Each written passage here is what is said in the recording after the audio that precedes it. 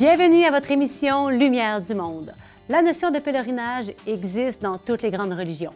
Par exemple, les musulmans vont à la Mecque, les Juifs vont en Israël, les catholiques aiment aller marcher sur les chemins de Compostelle. Mais pas besoin d'aller bien loin pour faire un pèlerinage.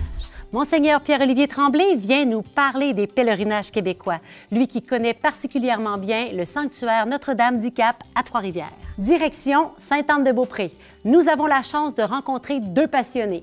Vous saurez tout ce que vous devez savoir sur cette magnifique basilique. Ariane Blais-Lacombe remet au goût du jour le pèlerinage en famille.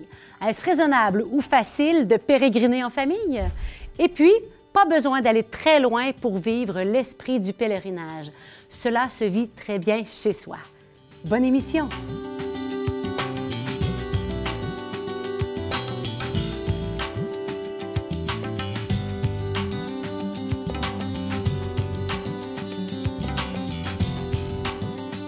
Monseigneur Pierre-Olivier Tremblay a d'abord fait partie de la communauté des Oblats de Marie Immaculée. Il a œuvré beaucoup auprès des jeunes et s'est intéressé, dans le cadre de son doctorat, à l'émergence d'une communauté chrétienne missionnaire. Il a été ordonné évêque en juillet 2018 au sanctuaire Notre-Dame-du-Cap. Il a continué d'occuper les fonctions de recteur du sanctuaire jusqu'en 2020 et actuellement, Monseigneur Tremblay est administrateur diocésain du diocèse de Trois-Rivières. Bonjour, Monseigneur. Bonjour. Merci de nous rendre ici visite. Ça fait plaisir de vous accueillir. Merci. Les pèlerinages, vous en connaissez quelque chose. Donc, dans un premier temps, pourriez-vous nous parler de ce qu'est un pèlerinage et de son évolution à travers le temps? Oui. Comme j'ai travaillé au sanctuaire Notre-Dame-du-Cap, j'ai été amené à voir qu'est-ce que c'est un pèlerinage. Et c'est une démarche qui existe depuis toujours, pratiquement, bien avant. Même les débuts du christianisme, toutes les religions du monde ont cette dynamique du pèlerinage. C'est quoi?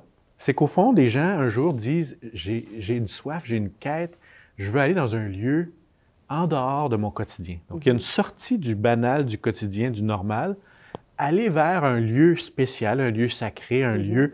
Et là, je vis une espèce de moment initiatique, de transformation. Puis là, je reviens chez nous comme un être nouveau.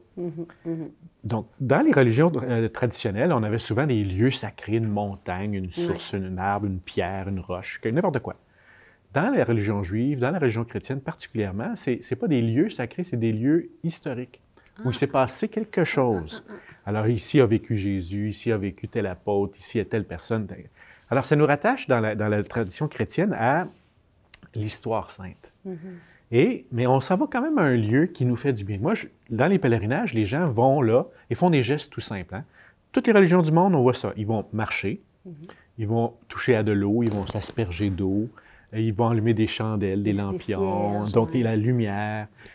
C'est comme si on revenait à des choses, notre rapport à la nature de façon très simple et très touchante. Et là aussi, dans la dimension chrétienne, on va être à l'écoute. On va écouter un texte de la parole, on va rencontrer un prêtre, on a l'occasion de décider des choses qui nous pèsent, on va s'apaiser. Le résultat que je constate encore et encore, c'est que ça fait du bien aux gens. Les gens, ils reviennent régulièrement, ils disent, quand je me retrouve dans un lieu comme le sanctuaire de Notre-Dame-du-Cap ou un autre, voilà un lieu qui me fait du bien. Et justement, pour avoir été recteur au sanctuaire Notre-Dame-du-Cap, vous en avez vu passer des pèlerins. Quel type de personnes visitent ou bien plutôt vivent la démarche d'un pèlerinage dans un grand sanctuaire? C'est surprenant, mais il y a de tout.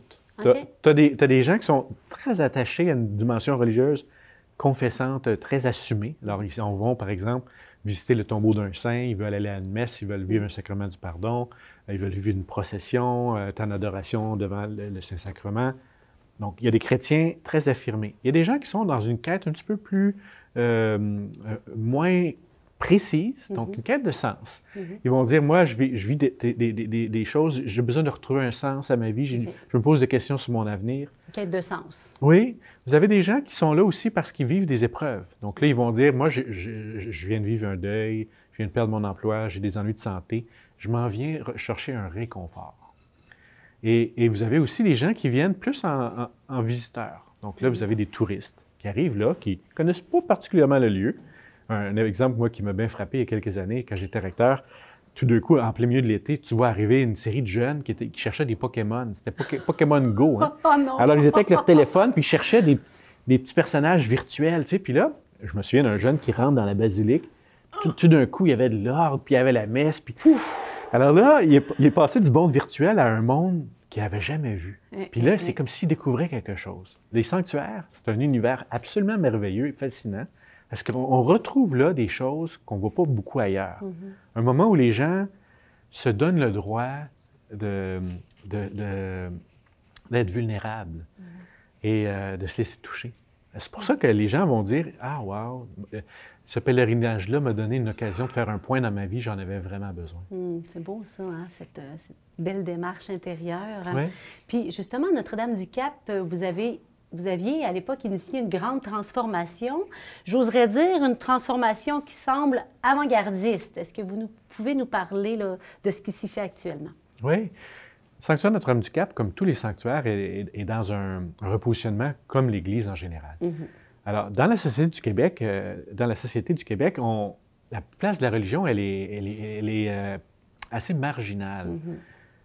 Il reste que, quelles que soient les réactions des Québécois, les lieux spirituels, les sanctuaires, Sainte-Anne-de-Beaupré, l'Oratoire Saint-Joseph, avant la pandémie, l'Oratoire, 2 millions de visiteurs par année. C'est fou, hein? Notre-Dame-du-Cap, nous autres, 400 000 visiteurs dans une petite ville comme Trois-Rivières. Sainte-Anne-de-Beaupré, on parle de plus de 800-900 000 visiteurs par année. Ce sont des sites qui sont dans les plus grands sites touristiques, les plus visités. Alors, quoi qu'on en pense de la pratique puis de nos paroisses, puis de l'avenir de notre Église de semaine en semaine, les hauts lieux, les temps forts demeurent. Et les sanctuaires vont demeurer partout dans le monde. Les gens, quand ils vont en voyage, vont visiter les grands sanctuaires. Ça demeure. Alors, un sanctuaire, c'est clair que ça a besoin de mise à jour. Alors, on a fait un travail au sanctuaire Notre-Dame-du-Cap pour... il va y avoir un travail de restauration au niveau de la basilique, au niveau des aménagements. Mais on veut aussi travailler à développer l'expérience, parce que les gens sont dans l'immersion aujourd'hui. Ils veulent arriver dans un lieu, ils ne veulent pas juste être informés, ils veulent être rejoints, touchés. Ils veulent vivre quelque chose. Vivre quelque chose. Et si on passe aux grands lieux de pèlerinage ici au Québec, quel avenir vous entrevoyez et surtout, quel est votre grand souhait? La pandémie a été difficile pour les lieux de sanctuaire parce que ça a touché en plein cœur toute l'idée de visite, de voyage, puis entre autres l'arrivée des touristes et des pèlerins de l'étranger. Avant la pandémie, tous les marqueurs étaient clairs que de plus en plus dans le monde, ce qu'on appelle le tourisme religieux ou les pèlerinages a un bel avenir. On n'est pas inquiet sur ce plan-là. Moi, mon intuition, c'est que en pandémie, on a goûté quoi? Entre autres, l'isolement. On a goûté à le défi de trouver du sens dans ce qu'on traversait, notre besoin de réconfort, notre besoin aussi de reconnecter à la communauté. Les sanctuaires vont permettre ça dans l'avenir. Un espace où on rencontre d'autres personnes, un lieu où on fait le point sur notre vie, où on peut déposer nos fardeaux, mais aussi trouver un élan pour travailler à transformer notre monde. Moi, je pense que les sanctuaires sont appelés de plus en plus à ne pas être juste un lieu en dehors de notre quotidien, mais un lieu qui nous ramène à notre quotidien. Qui nous permet d'y retourner. Avec plus de force, transformée. Exact. Parce que c'est pas une évasion faire un pèlerinage. C'est un retrait pour avoir un regard nouveau sur notre retour. Alors, faire un pèlerinage, c'est que tu vas vers un lieu, mais tu en sors, tu en reviens. Alors, le défi des sanctuaires, c'est d'être un lieu qui nous fait du bien, mais un lieu aussi qui nous ramène à la maison. Reviens chez toi. Relève tes manches, puis implique-toi dans la transformation du monde. On en a bien besoin. Je pense que notre société, puis notre monde actuel a besoin des sanctuaires, puis des pèlerinages. On a besoin de nous mettre en marche. On a besoin de découvrir qu'on n'est pas tout seul. On a besoin de découvrir à nouveau qu'il y a de l'espoir, puis il y a de l'avenir. Des lieux d'espoir, hein? Des lieux d'espoir et de paix. Il y en a de la paix, il y en a de l'espoir. Lâchons pas, on continue. Merci, Monseigneur, c'est merveilleux. Puis, on va aller faire un petit tour à Notre-Dame-du-Cap, rendu là. Bienvenue. À bientôt. Merci. Philippe Vaillancourt et Mathieu Lachance ont travaillé à Sainte-Anne-de-Beaupré. Vous verrez, ils ont conservé une affection particulière pour son histoire et son architecture. Un reportage bien court pour un sujet aussi passionnant.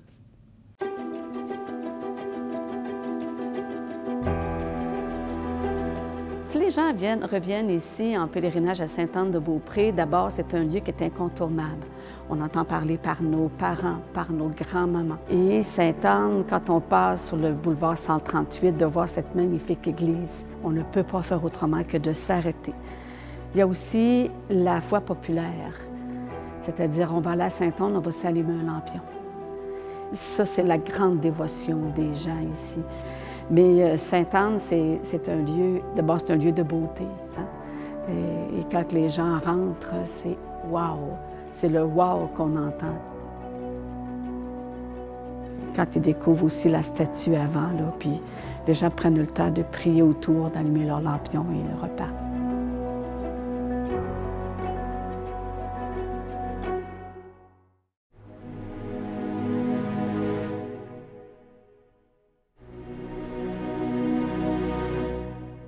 Le 29 mars 1922, c'est à 9 h le matin à peu près, l'incendie de la 4e église sur le site de Sainte-Anne-de-Beaupré. Mais c'était la première basilique. Puis c'est une basilique qui a eu une durée de vie d'à peu près 50 ans, ce qui n'est pas très, très long, mais qui a été influente. Et donc, c'est un drame national, le 29 mars, parce qu'elle est complètement rasée. Mais dès l'événement, on se met à dire qu'il faut reconstruire. Ce qui va être fait là, dès 1923, donc la basilique actuelle, elle va avoir bientôt là, 100 ans. Ce qui nous reste de cette église qui était là, la 3e église, alors il faut se remettre dans la tête de quelqu'un dans les années à peu près 1880, 1870-80. Cette église, cette 3e église-là, elle a été l'église à laquelle on venait en pèlerinage au sanctuaire pendant 200 ans. Elle a existé pendant 200 ans. On ne pouvait plus continuer avec le bâtiment. Il était trop petit, il était mal en point, ça nécessitait des travaux. Bref, ça ne répondait plus aux besoins. Alors, on a convaincu les gens de la place en leur disant « il faut construire quelque chose de nouveau ». Et cette période-là a coïncidé avec le développement du pèlerinage. Il y arrivait de plus en plus de gens. C'était tranquille l'hiver, mais l'été, c'était des foules et des foules et des foules. Donc, ce rayonnement en Amérique du Nord, d'abord, c'est... Oui, on pourrait parler d'un rayonnement architectural parce qu'il y en a un rayonnement iconographique parce qu'il y en a un, mais c'est d'abord et avant tout l'expérience des gens, le vécu des personnes qui sont venues à Sainte-Anne dans une démarche de dévotion et qui ont ramené ça chez elles et qui ont transmis ça dans leur communauté. C'est d'abord ça, le rayonnement de Sainte-Anne-de-Beaupré.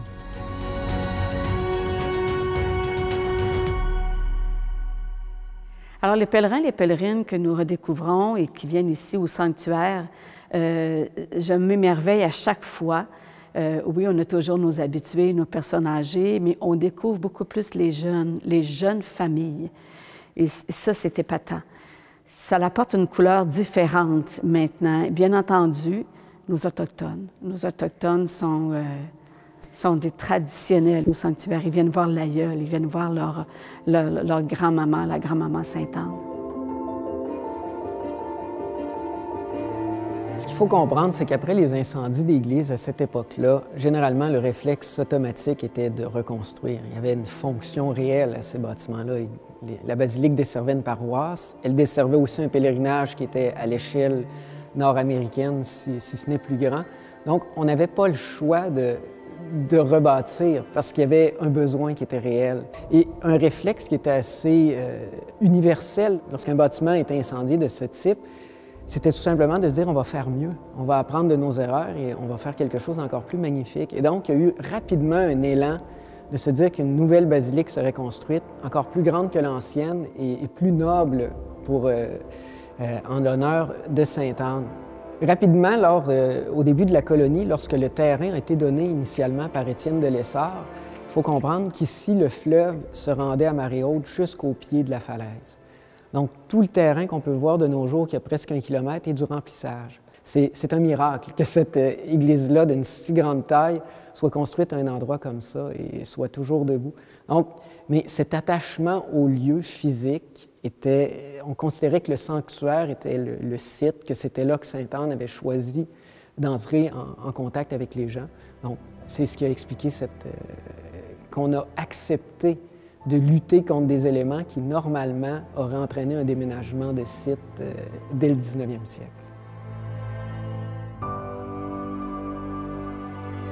c'est pas étonnant que lorsqu'on visite la basilique, c'est un livre ouvert. Hein. On a repris beaucoup de cette idée médiévale où l'édifice est une Bible qu'on peut explorer par l'image. Donc, chaque élément dans cette église-là enseigne un aspect de la vie chrétienne, que ce soit les planchers qui nous indiquent les dangers de la vie par les péchés capitaux, la voûte qui va nous indiquer la vie de Sainte-Anne, mais aussi parler des vertus. Cette idée que lorsqu'on arrive devant le cœur, on a un choix à faire face au jardin d'Éden avec la pomme à choisir. Donc, d'un côté, on va vers l'enfer, de l'autre côté, vers la statue de Sainte-Anne, mais on va vers le paradis, donc elle nous guide vers le Christ. Donc, il y a toute cette idée-là que c'est... certains architectes parlent des églises comme d'une machine à croire, dans cette manière que c'est une mise en scène qui permet de consolider le parcours pèlerin. Et ça a été vraiment le but qui motivait les architectes ici et les artistes. Et lorsqu'on regarde la correspondance que les rédemptoristes tenaient avec les artistes qu'ils engageaient, c'était continuellement ce niveau théologique-là de l'image qui était recherché. Et on pouvait passer 5, 6, 7, 8 ans à retravailler des plans avant de les mettre en exécution pour s'assurer qu'il allait avoir une cohérence liturgique, rituelle et pèlerine dans l'édifice. Oui, il y a une espérance. Oui, il y a un avenir. Puis, comme on s'est dit, c'est un lieu incontournable. C'est le sanctuaire. Et on le voit dans la fréquentation des gens qui viennent, même dans la journée. Et s'il n'y a pas de messe, on les voit, ils s'assoient, ils viennent prier, ils viennent s'allumer leurs lampions. Sainte-Anne nous fait signe et elle s'occupe de son œuvre. Puis elle nous fait signe que son petit-fils est toujours présent avec nous.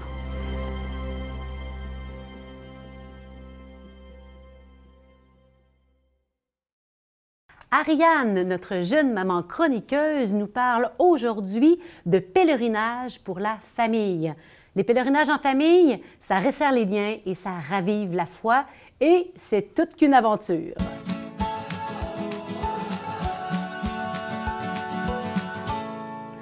Bonjour Ariane. Allô Geneviève. Les pèlerinages en famille au Québec, ça se fait spécialement pendant l'été à la Sainte-Anne-de-Beaupré, l'Ermitage Saint-Antoine. Moi, personnellement, il y a quelques années, j'étais allée avec ma fille à l'Oratoire Saint-Joseph, belle découverte. Dans ta famille? Bien, écoute, chez nous, je dirais que c'est pas encore une tradition familiale. Par contre, préparer cette chronique, j'avoue que ça m'a vraiment donné envie d'en faire une tradition familiale. Ouais. Je pense que la raison pour laquelle c'est pas quelque chose qui m'avait vraiment interpellée jusqu'à date, c'est que quand on dit pèlerinage, je pense qu'on voit ça gros. Hein? On peut s'imaginer un pèlerinage en Terre Sainte. Or, dès qu'on a 2, 3 enfants, bien, multiplier les billets d'avion, c'est quand même un défi. On oublie ça. Ou encore aller à Compostelle, marcher 500 km. Ça aussi, avec des jeunes enfants, ça peut être vraiment un défi. Mais en préparation de la chronique, j'en suis venue à me demander, au fond, qu'est-ce qu'un pèlerinage? Est-ce qu'on est obligé de traverser l'Atlantique? Est-ce qu'on est obligé de marcher des kilomètres et des kilomètres? Bien, il s'avère que non, parce que si on revient un peu à la définition fondamentale, la base d'un pèlerinage, c'est se rendre dans un lieu saint, dans un esprit de dévotion. Donc, vu de même, c'est plus accessible. Ça peut être très accessible. Donc, c'est sûr qu'il y a des pèlerinages. On peut penser à des sanctuaires. Au Canada, en fait, on a la chance d'avoir plusieurs sanctuaires nationaux. Des 6 qui existent, il y en a 5 qui sont au Québec. Donc, déjà, on a de la chance pour la proximité des lieux, disons, plus traditionnels, mais aussi, il y a la possibilité de faire des pèlerinages qui sont liés à notre histoire familiale. Ça, c'est quelque chose que j'ai découvert puis qui m'a beaucoup interpellée parce que bien, la famille commence souvent avec le mariage des parents. Puis ça, pour les enfants, c'est souvent connoté d'un certain mystère parce que c'est une époque où ils n'étaient pas encore nés. Donc, pour préparer le pèlerinage, on peut regarder des photos de mariage, on peut amener les enfants, leur expliquer ce qui s'est passé, qui était présent. C'est quelque chose qu'on peut faire aussi pour commémorer le baptême des enfants. Puis je trouve que de commémorer les baptêmes des enfants, ça leur rappelle leur propre baptême. Eux aussi, ils étaient tout petits, donc c'est encore quelque chose qu'ils ne se souviennent pas. Puis des fois, à cause d'un déménagement ou de changement d'habitude, c'est pas nécessairement l'église qu'on continue de fréquenter. Donc, ça leur permet de découvrir un nouvel environnement. Puis si on a des photos, bien, on peut les préparer à ça. Puis aussi, je trouve que ça les prépare finalement, s'ils ont assisté à d'autres baptêmes, de vraiment se rappeler c'est quoi le baptême, se rappeler leur propre baptême. Puis donc, de mélanger tradition familiale et vie de l'Église, il y a une belle opportunité pour faire un pèlerinage. Tu parlais d'église. Oui. Attelés dans une nouvelle église, par exemple, Oui, ou dans l'église où ils ont été baptisés quand c'est pas l'église habituelle où ils vont. C'est pas toujours évident d'amener les enfants déjà dans une église et en plus dans une nouvelle église. C'est ça. Donc, si on vise, par exemple, un mini pèlerinage, personnellement, je pense que je commencerai avec ça cet été. On ne traversera pas l'Atlantique, on n'ira pas marcher des centaines de kilomètres, mais d'aller visiter un sanctuaire ou une église où on ne va pas habituellement, c'est clair que ça peut représenter un défi parce que les enfants peuvent être parfois excités, pas être au diapason de l'assemblée. Donc, ça peut être un peu intimidant d'aller visiter une nouvelle église. Donc, c'est bien de préparer l'enfant en amont. Donc, si on peut montrer des photos de l'église, de lui dire pourquoi on va aller là, qu'est-ce qu'on va visiter, qu'est-ce qu'on va célébrer ou commémorer. Toujours amener à l'église des jouets silencieux, des livres, des collations, une bouteille d'eau, des couches, ce que l'enfant a besoin, de s'assurer que l'enfant est capable de s'occuper minimalement. Mais aussi, je trouve que quand on va dans une nouvelle église, il ne faut pas se gêner de sortir de notre banc, d'amener nos enfants marcher, regarder les statues, le chemin de croix, l'orgue, les lumignons. Il y a toutes sortes de stimulations sensorielles pour les enfants dans les églises. Puis je pense que ça devrait être acceptable que les parents fassent ça avec les enfants. Donc, il y a la stratégie de rester à l'arrière, qu'on ne fait pas déranger, quand on sait que nos enfants soient plus bruyants. Mais il y a beaucoup de gens qui disent aussi d'amener mon enfant à l'avant pour qu'il puisse bien voir. Au final, il arrive à mieux se concentrer sur ce qui se passe, puis il est moins turbulent. Donc, c'est différentes stratégies à essayer, mais il faut reconnaître que c'est un défi. Puis ça, je l'accorde aux gens qui nous écoutent. Moi, à chaque fois que je finis une messe avec mes enfants, j'ai quand même un petit soulagement. On a réussi. Tu sais, c'est le fun, c'est enrichissant, on en tire des fruits. Toute la famille en tire des fruits, mais c'est clair que quand on se fait envoyer en paix à la fin de la messe, il y a un petit stress qui vient de diminuer. Bien, grand merci à Ariane pour ces beaux conseils bien concrets, puis de bien les préparer pour leur permettre de, tu sais, ils ont besoin de stabilité, de comprendre où ils vont. Ça va les aider à bien entrer dans la démarche. Merci. Bien, ça fait plaisir. Peut-être que je pourrais revenir vous dire comment ça s'est passé. Si je réussis à en faire un cet été. Oui, tout à fait. Bonne idée. À bientôt. À bientôt. Nous avons pris la route avec l'abbé Robert Côté. Nous sommes allés à la découverte de petits lieux de pèlerinage et de dévotion du côté de Beauport et de l'île d'Orléans, parce qu'on n'a pas besoin d'aller très loin pour renouer avec notre intériorité et se connecter avec la nature en louant le Seigneur.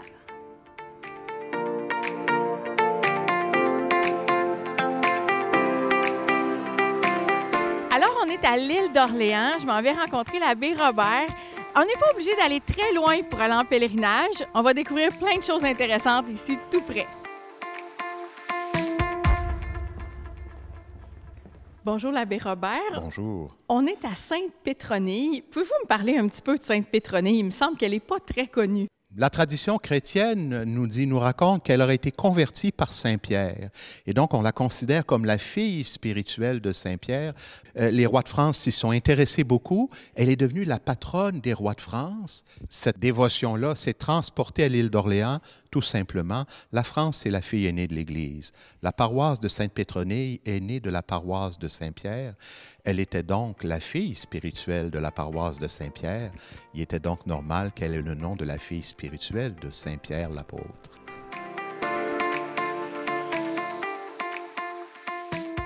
Alors, on est devant un calvaire. Je pense qu'il manque des morceaux dedans. Ça se peut-tu? Oui, en effet, c'est une chapelle, le calvaire, qui a été érigée dans les années 40 par M. Mathias Gosselin. M. Gosselin s'est vu diagnostiquer un cancer. OK. Et il avait promis au Seigneur que s'il s'en ressortait, il allait ériger un calvaire, un beau calvaire, et que il n'allait pas choisir la solution facile, c'est-à-dire simplement de donner de l'argent pour le construire, mais il s'était engagé à quêter l'argent. OK. C'était un acte d'humilité. Et donc, il est décédé en 1957, mais sa famille a continué d'entretenir le calvaire.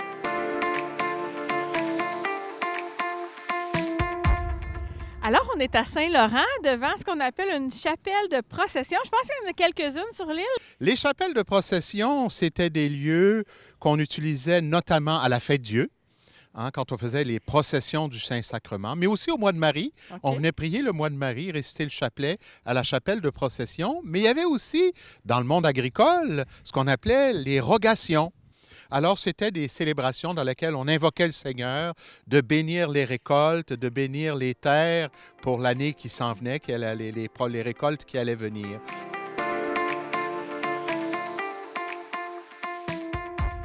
Alors là, il y a un gisant en dessous de l'autel, c'est bien ça? C'est quoi un gisant? C'est une représentation d'un saint, en général, étendu comme sur son lit de mort. Au lieu d'être une statue debout? Au lieu d'être une statue debout, c'est une statue couchée. OK.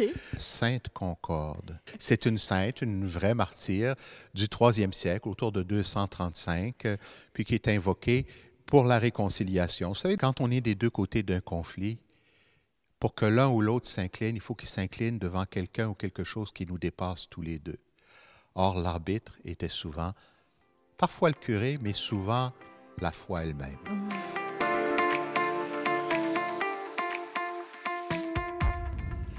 Alors là, on est devant une des nombreuses croix de chemin qu'on croise à l'île d'Orléans.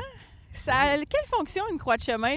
On plantait ces croix souvent parce que dans la journée, on allait interrompre le travail, souvent sur l'heure du midi, à l'heure de l'Angélus. On faisait la prière à la croix. C'était une façon aussi de mettre son exploitation agricole, son terrain, sa maison, sous la protection du Seigneur. La foi était omniprésente dans la vie des gens. Les gens avaient cette conscience profonde qu'on vient de plus grand que nous et qu'on va vers plus grand que nous. Ils étaient ancrés dans une autre dimension et ça s'exprimait à travers ces croix de chemin.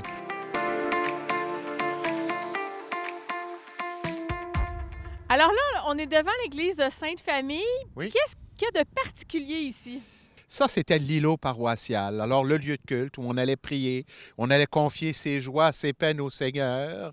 L'école où on formait les enfants, on préparait les futurs citoyens. Et puis, le cimetière où on venait reposer pour l'éternité. Alors, on n'a pas besoin d'aller très loin, l'abbé Côté, hein, pour partir en pèlerinage.